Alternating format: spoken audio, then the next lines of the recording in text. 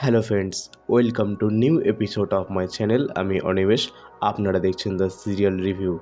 আমি চলে এসেছি গীতা এলএলবি সিরিয়ালের আপকামিং আপডেট নিয়ে, যেটি আপনারা আজ অর্থাৎ 1 এপ্রিল স্টার জলসা টিভির পর্দায় দেখতে পাবেন।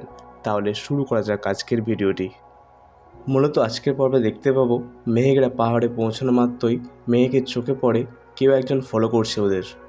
এরই পাশাপাশি অগ্নিজিৎ মুখার্জি মেহেককে ফোন করে জানতে চায় ওরা কখন পৌঁছেছে, এবং মেহেক বলে এই যে এইমাত্র পৌঁছেছি, এবং মেহেকের সন্দেহটাও বলে অগ্নিজিৎ মুখার্জিকে। তখন অগ্নিজিৎ মুখার্জি মেহেককে বলে এটা তোর মনের ভুল, আর কিছুই না। এবং মেহেকরা রুমে যাওয়া মাত্রই কৃপান ব্যানার্জি গাড়ির পিছন থেকে বেরিয়ে আসে। এরই পাশাপাশি কৃপান ব্যানার্জি কাব্যাকে ফোন করে বলে আমি পৌঁছে গেছি। এরই সাথে বলে ফলো করেছি স্বস্তিককে আমি। তখন কাব্যা কৃপানকে বলে স্বস্তিকের যেন কোনো রকম ক্ষতি না হয়। এরই পাশাপাশি দেখব কাব্যা স্বস্তিককে বোঝাতে থাকে অতীতটা ভুলে যাও তুমি, আর তোমার অতীত মানেই তো গীতা। এইভাবে আরও নানান কথা বলতে থাকে।